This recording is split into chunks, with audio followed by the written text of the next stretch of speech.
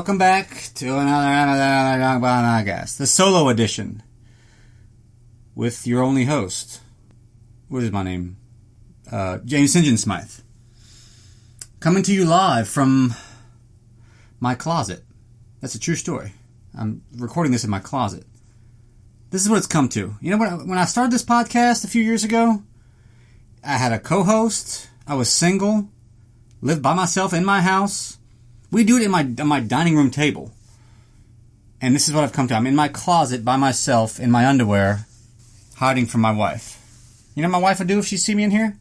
In a chair and a piano bench, recording a podcast? She'd say, you know what? I don't think we should see each other anymore. You done, son. Fuck it. And today we'll be discussing Goldfinger. The ultimate Bond. Or at least it used to be. Is it still? Guess that's one of the things we'll discuss, won't we?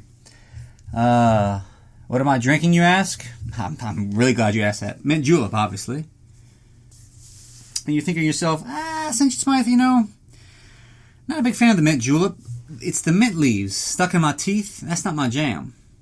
I feel the same way. You know what I do? Make a simple syrup, and when it comes to a boil, I put in a bunch of mint, and I let that steep for like an hour. And then I use that with some bourbon and some club soda, and you got mint julep. Same thing applies to mojitos. Same thing. Same problem and same solution. And you can make that mint simple syrup with lemonade. You can do basil simple syrup with lemonade. There's no limits to the possibilities with all this. And that's my job here. I know a plethora of information about creative drinking. That's what happens when you're a functioning alcoholic like myself. You get great ideas, and you're welcome. And 3 cheers for me. So that's our little cocktail minute. That's what I call that. Cocktail minute with James St. John Smythe, your host. With your host, James St. John Smythe. Before we get to it, big Bond news, obviously.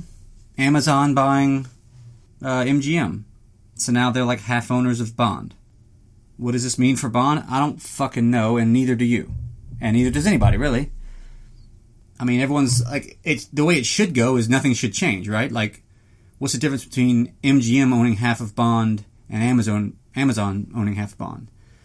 The Broccoli's still own the other 50%, and they still have last say on marketing, distribution, casting, name it. Video games, all that shit. But I'm a little skeptical about, like, is Amazon just going to stick to that? Like, they're too powerful to say, like, what, you're telling me I have no control over who's the next James Bond and what direction this series goes? There was some dude that wrote an article, I don't remember the name or the magazine or anything about what the actual article said, but he basically was like, I wrote for Die Another Day, and this was a unique thing in that, like, it's still a family business, even though it's like this multi-billion-dollar franchise, and there's no focus groups, there's no bullshit, there's no corporate shit. Like, they came in with the idea of, like, what if, I think this was for Skyfall, actually, not Die Another Day, but they're like, what if, during that big long speech with Silva, what if he, like, gets a little homoerotic? And Barbara and Michael were like, yeah, that's actually, I like that idea. That's kind of funny. Or creative, or unique, or whatever. That's a good idea. Do it. They didn't have to say, well, let me go test some groups and see what they're going to think about Bond being a homosexual, or possibly a homosexual, or this and that. It's like, no, that's a good idea. Do it. You think if Amazon was in charge, I mean, they'd have to go test all this shit. They'd have to go out on the streets, take this shit to the streets. You know how they do. And the guy was basically saying, I hope this does not change. Like, they'll do all of it for you. Just sit back and collect and count your fucking money. But I feel like Amazon's just too big, and that's the biggest franchise of the whole thing, is Bond. You imagine that conversation after they bought it? Bezos was like, great job, guys. We've got MGM. So let's just talk first. Like, let's just start off. The crown jewel of this deal. We got the Bond franchise. So let's talk 007. What are we thinking? And the employee's like, great idea. I'm going to go call Barbara and Michael. Who? Barbara and Michael with Eon Productions? The people who They own the other 50% of the Bond films, and they make the movies. They own the other 50% of the Bond films. What's that now? They own the other 50%.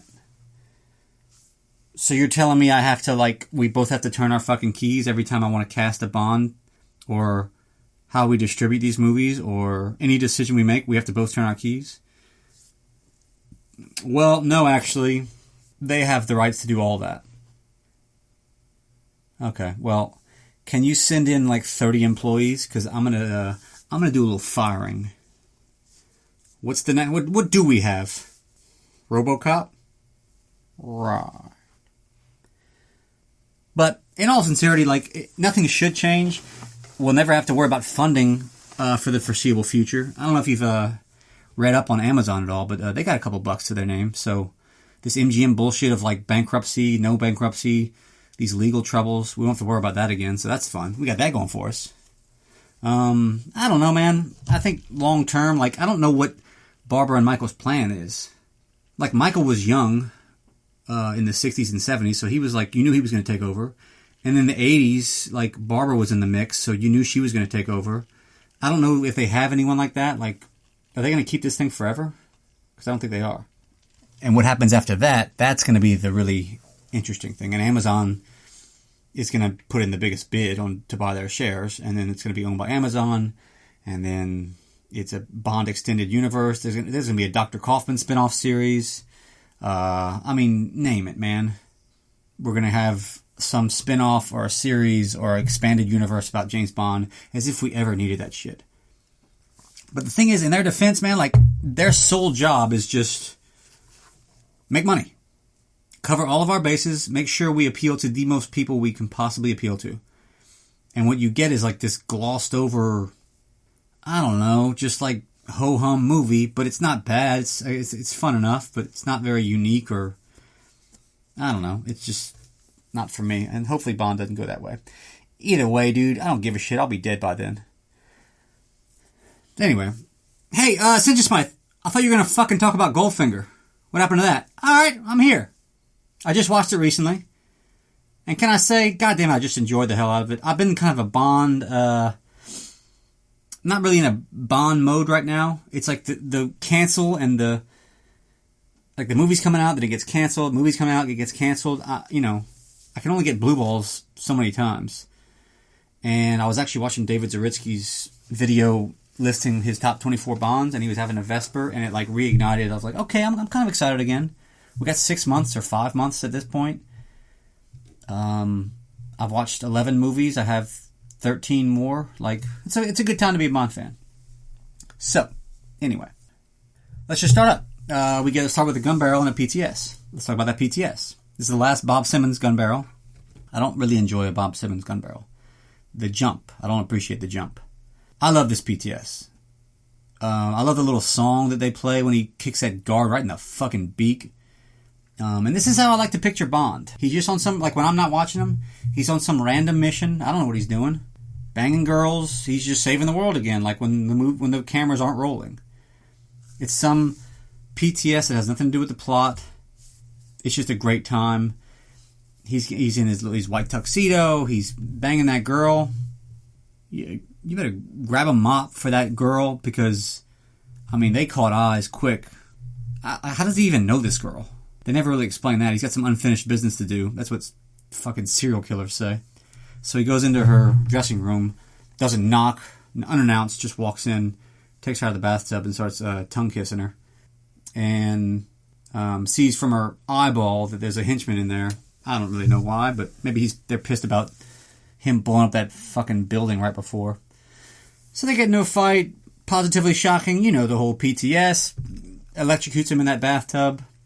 She's half dead from that club to the head. And Bond's like, that's nothing compared to what I would have done to you during our sensuous lovemaking. And he says, shocking, positively shocking, walks out, and we cut to the song, Goldfinger, by Shirley Bassey. Shirley Brassey, as we like to call her here. The song's a bit loud with all the brass, but I love it. It's the iconic song of all of Bond. I don't really like the title sequence. The projection on people's hands and stuff. I'm not a big fan of it. They'll get it right the next movie. Thunderball has an excellent title sequence. So they're not quite there yet. And after the song, we cut to Miami. Miami? And Bond, as he usually is, he's just getting a rub down, man. And Felix walks up. Man talk.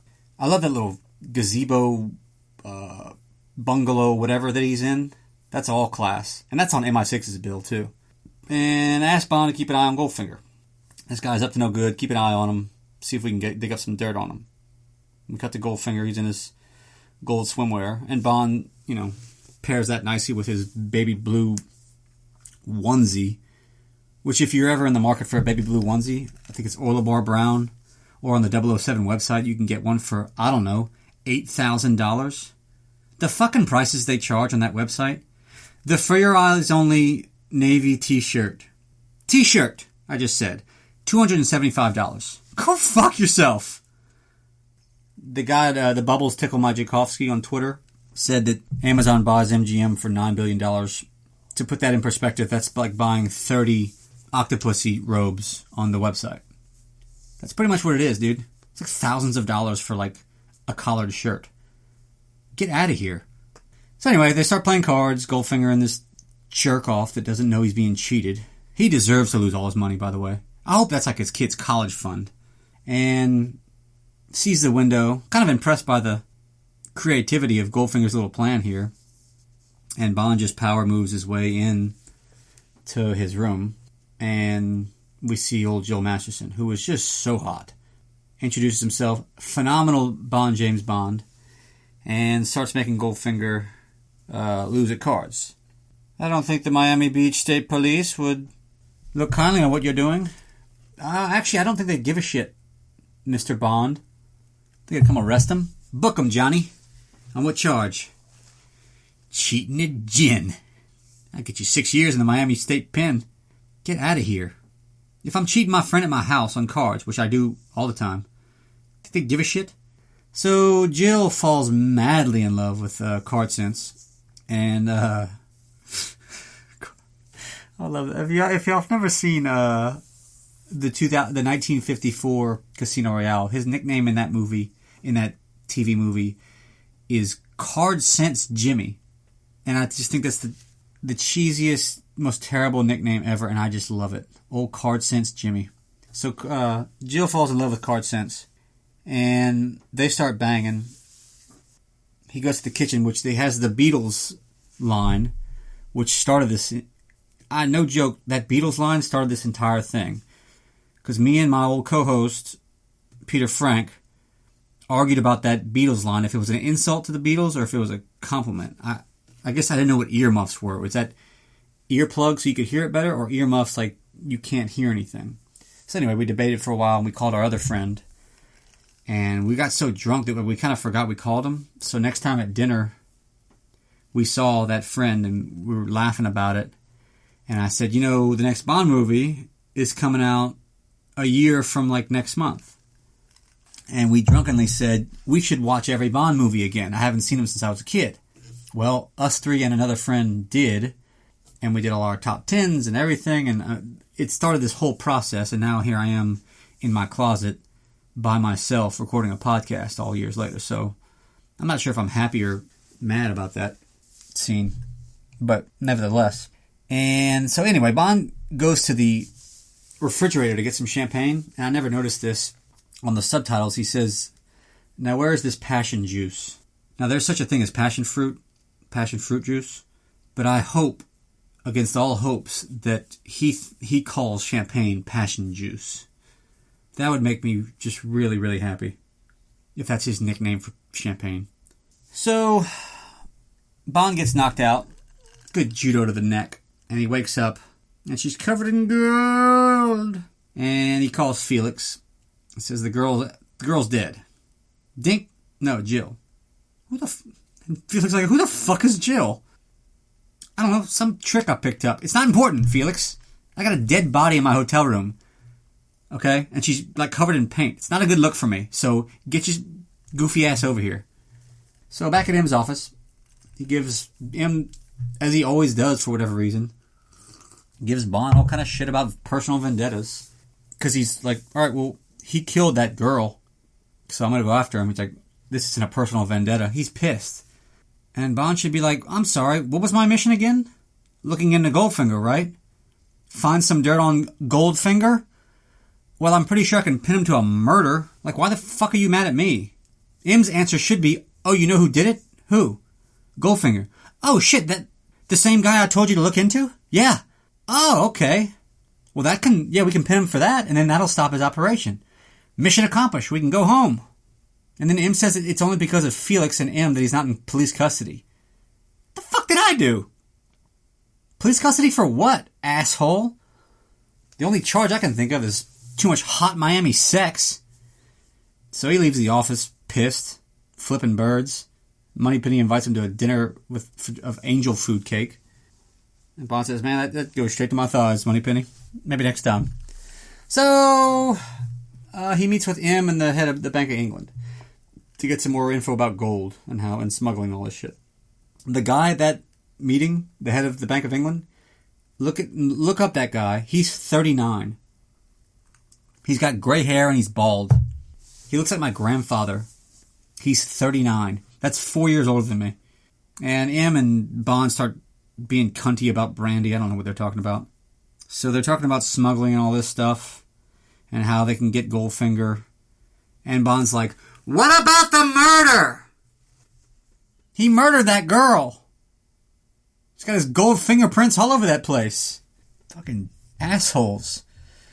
So we cut to the first Q scene. They got live ammo on there. That's not safe. And he gets his Aston Martin, which, I'm not a big car guy, but this is the beginning and end. This is the Yahweh of cars. This thing is, like, unbelievable. I looked up buying one, actually. Not seriously buying one, but just curiosity and a little pricey. A little pricey. A 64 Aston Martin. A little pricey. And if you buy an old car, like, you have to know what the fuck you're talking about with cars. If the transmission falls out, like, you can't just bring that to Jiffy Lube so Johnny Jerkoff can screw up the whole thing. Like, you have to be able to fix it yourself. So, I guess I'm out for vintage cars. But that's neither here nor there. So we cut to Bond meeting Goldfinger at the golf course. Goldfinger is overdubbed in this movie, which I thought it because he didn't speak fluent English, but he does. If you look at the trailers, that was just like what they did back then. Like, they just overdub people just to do it. So Bond sees, Mr. Bond, this is Mr. Goldfinger. And Goldfinger's like, this that motherfucker who made me lose all that money in gin? And made me murder Jill? Yeah, don't try pinning that murder on me, because I could tell you that you made me do it. For her fucking treachery. And back then, it's early 60s. You get an all-male jury and say I murdered this girl because of her treachery and her witchcraft. Yeah, that's 12 zip. Innocent. He didn't do a goddamn thing wrong. So, good luck with that. And then he sees Oddjob. Oh, you must excuse Oddjob. I'm still treating him as a caddy. Well, can you put him on a fucking leash or something? Because he's creeping up my afternoon, man. Why is Oddjob even caddying? Like, so your job description is a bodyguard. You'll work for me. Kill anyone who gets in my way. Use that hat trick on people. That's a good look. And I also play a shit ton of golf. So I need you to caddy for me, too. Aww. And then, I guess in the 16th or 17th hole, he drops that bar of gold on the green. Which I always thought, greenskeeper's not going to appreciate that. That's like 10 pounds just dropping a fucking dumbbell on the green. And then Goldfinger just gets a huge, raging, throbbing hard-on when he sees it, misses his putt. And they bet the gold bar or whatever the hell it is. I wonder if Oddjob's any good at it, caddy. Which club are you thinking, Oddjob? 5-iron, huh? Well, you're fired. It's like Goldfinger's the only one that can understand him. He's like Chewbacca. So Bond gets it in his head to, since he loses his ball, but plants a ball, and Goldfinger basically is cheating. So Bond's like, well, fuck this. And he talks to his caddy, and he's like, let's have a little fun with Mr. Goldfinger. And the caddy should be like, I'd actually prefer not to. He's technically my boss. He owns the course. And I think he might be a bit mad. He might be a little bats. So I'd actually prefer not to do that, Mr. Bond. When he's going to pick up his ball at the hole, you get to see Sean Connery's junk rewinded, and press play, and then rewind it again, press play, and then do it a third time. and you get to see Sean Connery's the shape of his penis. If you're ever wondering, if you're ever curious like me, not. Did you switch 'em, sir? Then we've got 'em. Thank you, Basil Exposition. I know what we're doing here.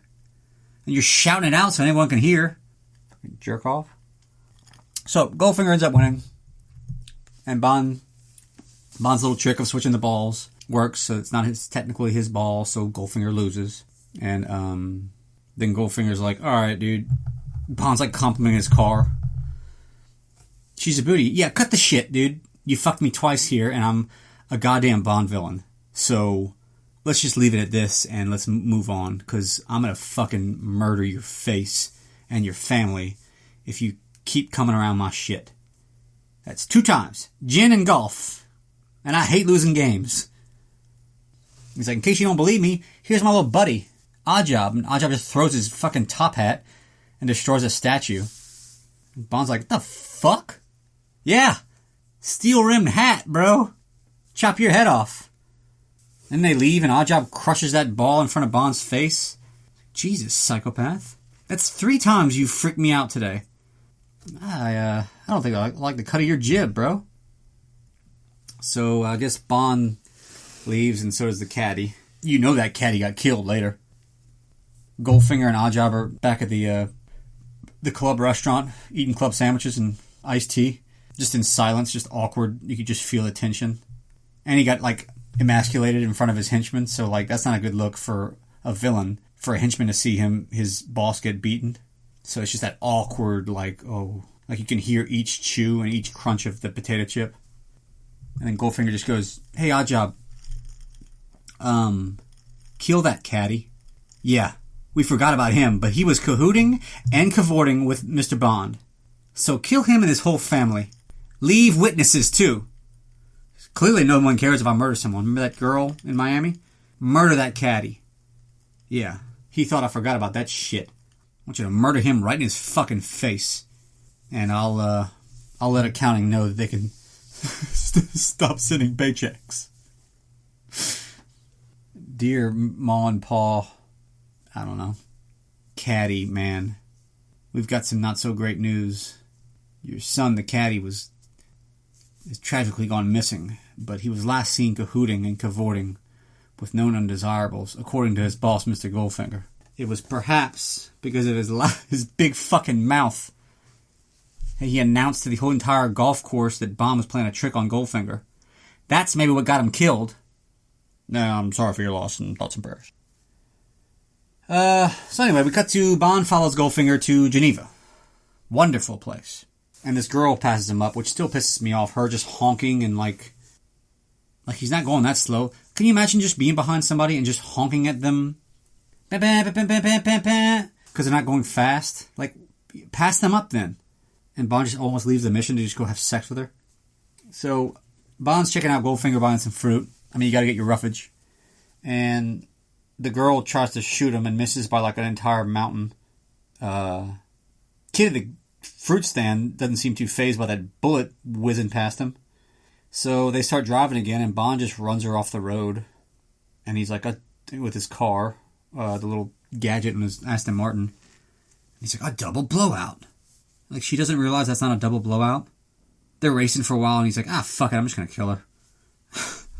I wish he would have killed her. A double blowout. Defect of some kind. Nah, man. It looks like a chainsaw went through from the front of your car to the tailpipe. That's not a tire blowout. You don't see the gash all the way on the side of your car? And she's a real cunt to Bond, too. He's trying to say Bond, James Bond, and be all cool. Take me to the nearest garage. As quickly as possible. Bitch, I don't work for you.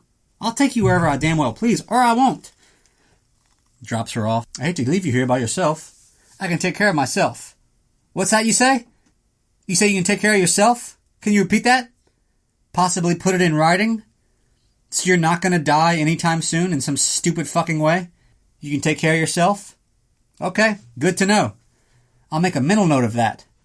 In case I bump into you again. So, if you can guess what happens next, we cut to Auric Enterprises. Bond breaks in to spy at night. Realizes his Goldfinger's car is the way he's getting all his gold in. His car is full gold, and they melt it and whatever. And then they mentioned Operation Grand Slam. And Bond sees Tilly there, too. And, of course, she sets off the fucking alarm with her dumb toy gun. She just needs to stop handling a gun. That's what she needs to do. That's my prescription for Tilly Masterson. And get a real name while you're at it. We shall name our firstborn Jill, and our secondborn Till. So, once the alarm goes off, they have a little chase in the DB5, showing off the gadgets. Everyone's laughing. They're having a good time. That car explosion is my favorite car explosion of the entire series. It is it's worse than Dr. No. It is truly, he's just going down a mountain or a hill for a minute, and just, it explodes to Kingdom Come. So they get out the car and start running, and Oddjob puts a hat right in Tilly's fucking beak, man. Like right in between the eyes. And Bond's like, "Wake up, sleepyhead." She gone. And they take Bond hostage and let him drive his own gadget-laden car that they just witnessed it. So he ejector seats that dude, which is kind of funny. You got that old lady who was so sweet in the last scene, wielding a machine gun, a fucking Tommy gun. Whoever's idea that was to have this sweet old lady shooting a machine gun is just, you just give him an award. He should have won the Oscar here. And Bond ends up wrecking his car. I don't know, because like a mirror and glare or something. I was kind of confused how this even ends. It ends kind of strangely. And he's held hostage again. Maybe they shouldn't have let Bond drive that car. Why would you let him drive the car? Maybe have someone else drive the car. Maybe just leave the car there. Or you're pointing a gun at him as he's doing what you told him not to do. Why don't you just shoot him? A lot of different things you could have done. But, fuck it, huh? So we cut to Bond. He's strapped to a table. And Goldfinger knows who he is. He's British Secret Service and all that. Talks to him about how much he loves gold. Fucking love gold. Can't get enough of it. Love the color. Love how much it costs. Love how much it's worth. Can't stress this enough. I fucking love gold. And got that famous line. The famous line of any Bond movie. Do you expect me to talk? No, Mr. Bond, I expect you to die. And they keep him alive for, I can't remember what reason. It's like, if he dies and doesn't report in, then they'll send a new guy. And that wouldn't be good. I can't remember. It makes more sense now. Because at first I was like, I don't know what y'all are talking about. I think it's just an excuse to just keep Bond in the movie. But I think it makes a little more sense now. But I can't remember what the reason is. I'll look that up later. When the mic's off the record. I'll look it up and not share that with y'all. That interesting card of yours. I too have a new toy. It's a laser that I'm going to slice you in half with. Because I've had just about enough of you, dude. This is part 3. I warned you yesterday. And you came all the way to Geneva. And you came on a nice little Enterprise at night. Bond's trying to worm his way out of it. Operation Grand Slam. That was me talking about going to Denny's with Oddjob. Was he just going to talk shop inside while an actual human gets sliced in half with a laser from the tip of his dick all the way to the top of his head? I mean, do you imagine the bone-curdling screams you'd been hearing? So they just knock him out with some gun instead. And we cut to him on a plane. But first, we'll get to the advertisements. Who has the naming rights for Goldfinger? And like I've said, the same advertiser has the rights to any and all. It's like Kevin McClure. He has the rights to Thunderball. Each advertiser has the rights for their ads to be on a certain movie. And this one's Cum Buckets. I forgot about them. I'm not sure if they're still in business. Cum Buckets, folks. Has it been a while since you've been with that special someone? Is the wife giving you lots of guff? Do you want a new disease for your body to fight? Come to Cum Buckets. Offering the finest whores in all the land, Cum Buckets has a variety of black, white, Asian, fat, Latino hookers that will satisfy all your needs. As a special offer to our listeners, receive a 10% discount when you mention our name. And free balloons for the kids. That's Cum Buckets, folks, where you come first. Okay. Well, Cum Buckets, there it is. And listener question. One of our listeners writes, Hey, St. John Smythe, how's Peter Frank, your old co-host? Well, that's actually none of your business. So, there. I actually am having dinner with Peter Frank tonight, actually. Gonna get all fucked up. And you know what? I'm not even gonna tell him that you asked about him. How about that? What do you think about that? What do you think about that thing I just said to you? Anyway, back to the movie. Enough about you and your stupid questions. So Bond wakes up on a plane to Baltimore. Lovely Baltimore. That just screams Bond movie. Baltimore, Maryland. And pussy's in his face. I didn't even mean it like that. It just came out.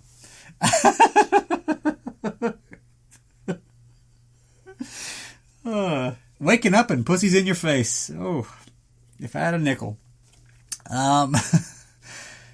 He orders his drink for the first time. That's fun. Just a drink. A martini. And he's talking to Pussy about what she does for Goldfinger. Is it just professional? Like, he has to know who's banging Goldfinger and who's not. You know what always bugs me about is the glass that she gives him the martini in. It looks like a champagne glass or something. I don't appreciate that glass. When I get a martini in a non-martini glass, you want to see like a 6-year-old temper tantrum. I start pouting. And of course I don't actually tell the waitress anything or the bartender. I just sit there and just sulk. Ruin everyone else's night. But I hate it. Those stemless ones are the ones that come in cocktail glasses. It's always like when they've run out of martini glasses because we've been drinking too many of them. I hate it. Can't stand it. I do like a little coupe glass that looks like a gimlet kind of thing. I like that. Like an old school champagne glass. I'll do a martini in that. Other than that, dude, keep that shit away from me. So Bond starts flirting with Pussy. You can turn off the charm. I'm immune. Okay, well, we'll see if we'll be taking a roll in the hay. And he asked the stewardess, did any of my luggage make it with me?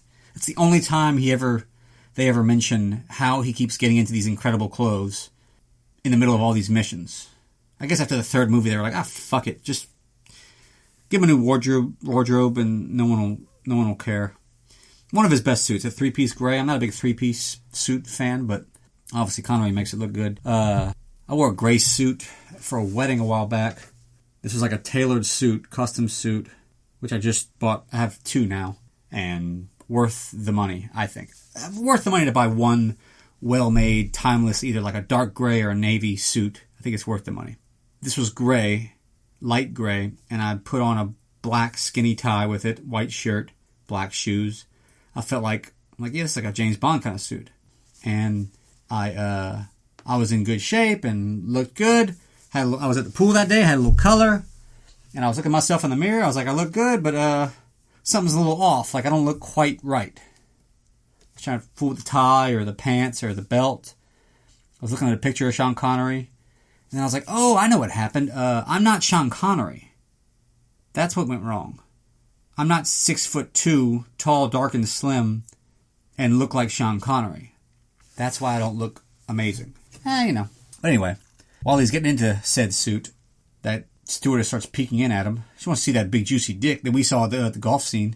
And then he comes out and Pussy's like, we land in a few minutes. You want to play it the easy way or the hard way? And pulls a fucking gun on him. And Bond's like, what the fuck, man? Have I been like a bad passenger so far? Is that necessary? He's like, nah, man, I'm cool. Like, I'm drinking wine now. I switched from, I'm sitting here lounging. It's very dangerous to fire guns in planes, Pussy. So then they land, and he's just looking for excuses to just say the word pussy. You're a woman of many parts, Pussy. And then they find Oddjob with that creepy-ass music. Jesus. Someone could have put a fucking bell on that guy? Manners, Oddjob. I thought you always take your hat off to a lady. Maybe my favorite line of the entire movie from Bond, from Card Sense.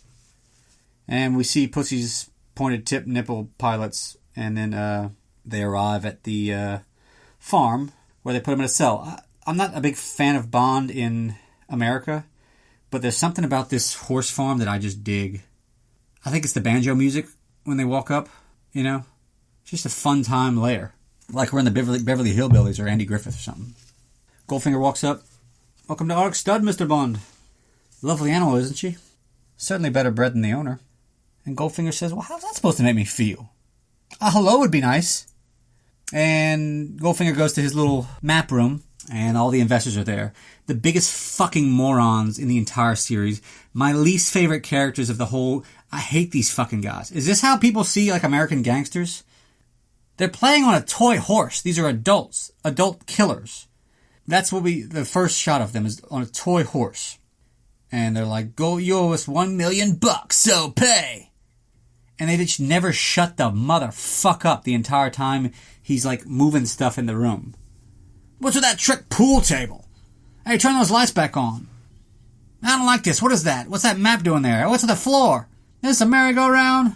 I don't like this. I don't like being cooped up in here. What's that map doing there? Shut the fuck up! I'm trying to explain it to you. You child. So Goldfinger tells him his plan. Bond escapes because that idiot henchman and listens in on this whole plan. After Bond escapes that thing, you know they look at those security cameras of the Asian guard letting him go? They look at the video and they look at him. They're like, well, you're fucking fired, man. So after he tells him his plan, Goldfinger just gasses them all.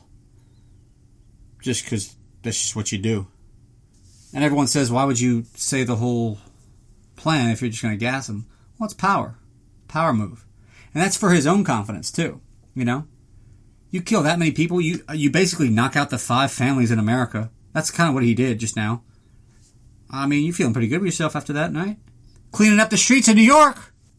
Janitor comes in later. Oh my God! Yeah, Mr. Goldfinger had a little presentation today. So we got a little extra trash to pick up. And Mr. Solo, he's the only guy that says no to the deal of I'll give you 10 million or I'll give you 100 million or whatever the hell it is. We must accept Mr. Solo's decision. Please excuse me while I murder. Take care of Mr. Solo.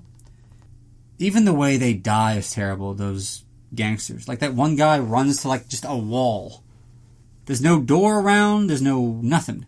He just runs to a wall and like does a spider, like a starfish, and then like goes down. Like, he looks like an idiot. I hate these gangsters. Have I mentioned that?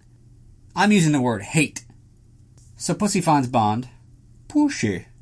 I had my family rolling the other day. I didn't even bring up Bond. We were just having dinner, and James Bond came up, and my uncle brought up Pussy Galore. And they were laughing about how they actually used that name for a movie in the 60s. And I just said, Pussy. And you could have sworn I was Daryl Hammond on SNL giving that impression. They were laughing so hard at me. I was like, guys, this is not that good of an impression, but I appreciate the laughter. Makes me feel good. Pussy. Pussy takes care of Bond. She's walking him out, and he's like, we must have a few fast falls together sometime. And Pussy's like, yeah, I don't think that's a saying. Well, sure it is. Look how handsome I am. I can just say things and people accept them. So accept it. Look at my face. When I say things are sayings, they're sayings. It's a new saying I just made up. Look how good I look in this suit. Okay. I guess that's what it's like, just being crazy good looking. You just get to make up like sayings and people just accept them even though they don't make any sense. We must have a few fast falls together, Pussy. Oh, okay. One of my favorite lines, too, is right after that, he confronts Goldfinger, and he's like, Operation Grand Slam. I did enjoy your briefing. And you think, like, he's caught, he's going to, like, have a panicked look on his face. And he just looks at Bond for a second and just goes, so did I. And just walks away.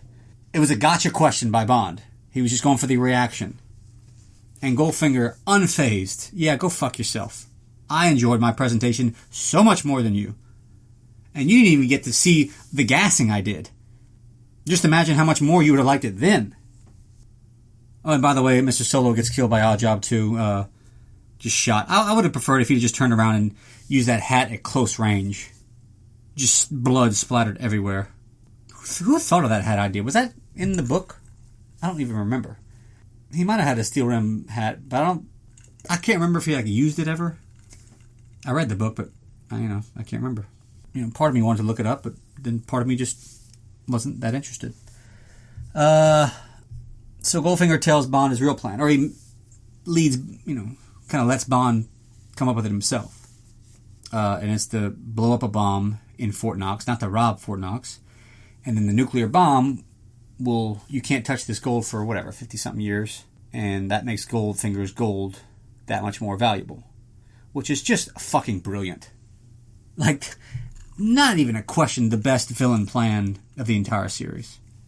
I love when Goldfinger's talking to Pussy. Your share of Operation Grand Slam will make you a very rich woman, my dear. Why else would I do it? Oh, I don't know. I thought maybe because you liked me. Thought maybe we could run away together when this is done. Live in a gold palace. It's stupid. Never mind. That's stupid. And Goldfinger's like, yeah. You'll be there to see for yourself too, Mr. Bond. Too close for comfort, I'm afraid. Oh, so you're planning on nuclear bombing me to death?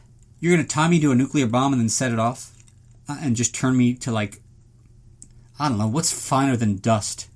I mean, like, truly incinerating me. That is the way to go.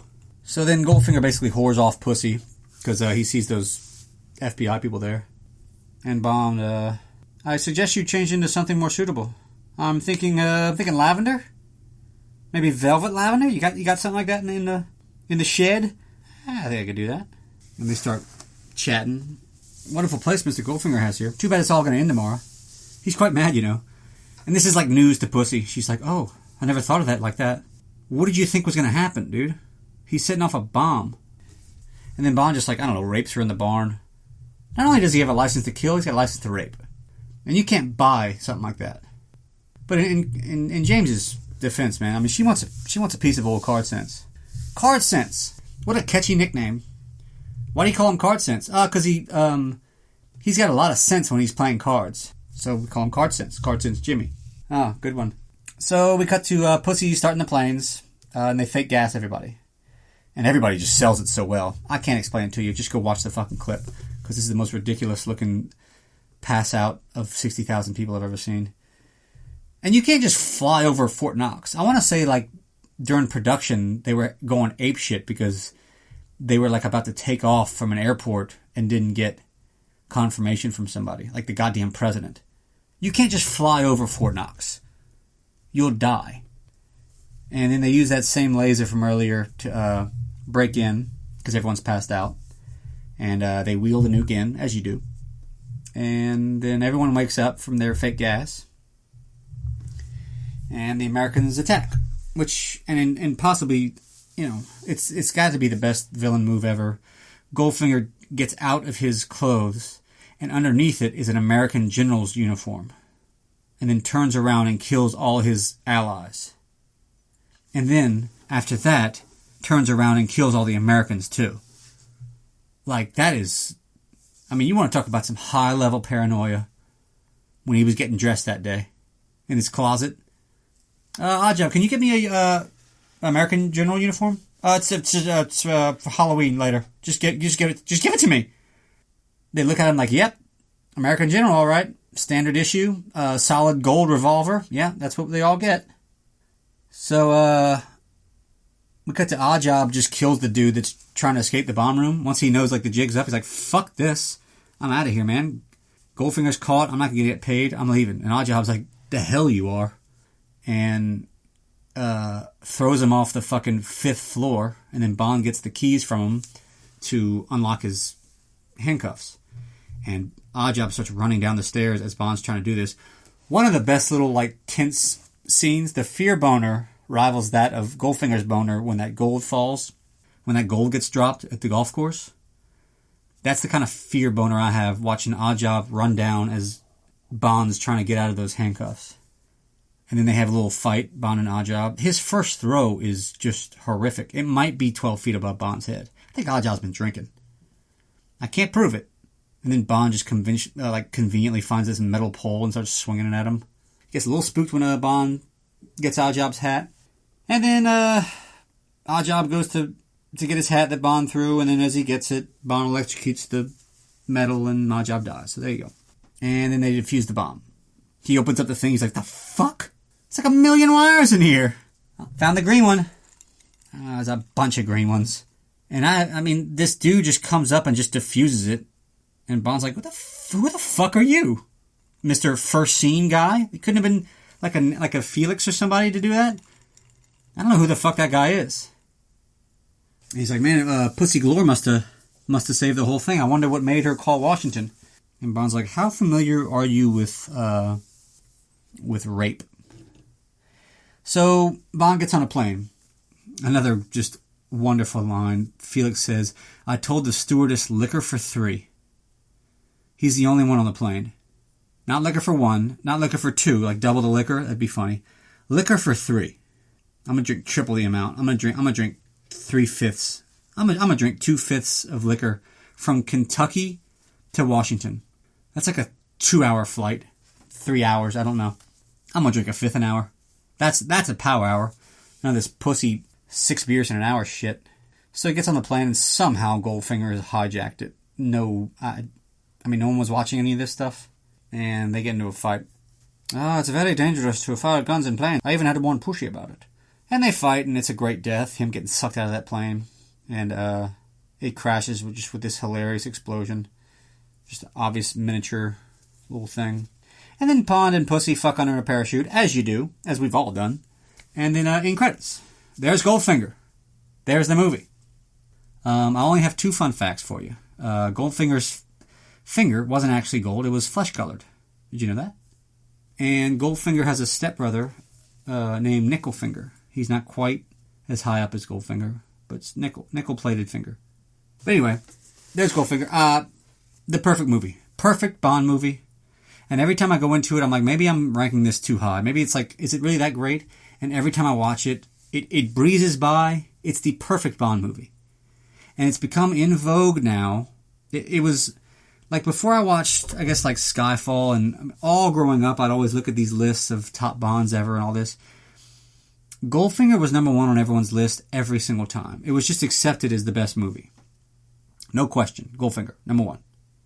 And recently, in the last 5-10 years, it's like, From Russia with Love and Casino Royale are always the common ones, and Goldfinger's going down, and people like to hate on this movie.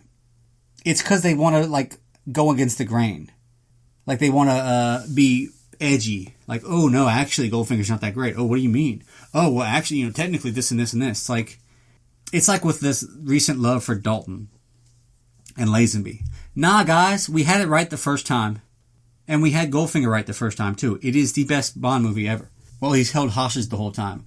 Yeah, they were trying to make it seem in the third movie that, like, the villains were the most powerful because even Bond was held hostage. Because he wasn't really held hostage much in the first 2. This is where they get the Bond formula down pat. The over-the-top henchman. The villain that is crazy. The car, the gadgets, the fucking song. Everything, man. Like, everything that makes up a Bond movie. The pre-titles, the song, the action, the gadgets, the villain, the henchman, the girls, the scenery, all this stuff. You could argue that each one of those in Goldfinger is the best they ever do. Like, you could say Goldfinger's the best villain of all time. You could say Oddjob's the best henchman of all time. You could say the song is the best of all time. You could say this is Connery's best performance, and maybe the best performance by any Bond in any movie. You could say Pussy Galore's maybe the best Bond girl ever. The car is certainly the best car he ever has, and the best gadget. It's, no pun intended, I mean, it's the gold standard for Bond. And I don't fucking appreciate this new way of thinking of From Russia with Love and Casino Royale. Great movies, don't get me wrong, but Goldfinger's still the balls. Okay, guys? So cut the shit. So there's your movie. Goldfinger just got overtaken recently by Octopussy for me. But objectively, I'd say Goldfinger's the best Bond movie. And if someone would say, I want to get into Bond, what's one movie I should start with? I'd say Goldfinger. Go for it. And do it. And watch it. And do it. So there you go. Stop with the new age thinking. Enough with that shit. Goldfinger's number 1. Goldfinger's the balls. And that's all I got to say about that. Next time I'll be discussing I'm not sure what. And don't forget to check out Last of the Action Heroes podcast network. That's the network we're on now. People were insane enough to actually include this show. They want to put their name next to this show. Or have this show next to their name. They got Sylvester Stallone, they got Arnold Schwarzenegger, they got Steven Seagal, Bruce Willis, they got, who else is there? Donnie Lonigan, Jerry Van Dyke, Richard Dreyfuss, all the staples of action movies. So check them out. check all of us out. And if you're here on this show because of that network, you started watching Sly and all this stuff, and then you stumbled upon this show, much as we stumbled in the studio here because of our drinks, well, then welcome. I'm sure this will be your first and last show, but I appreciate you spending an hour with me. So that's all you got. That's your full size. That's your big boy.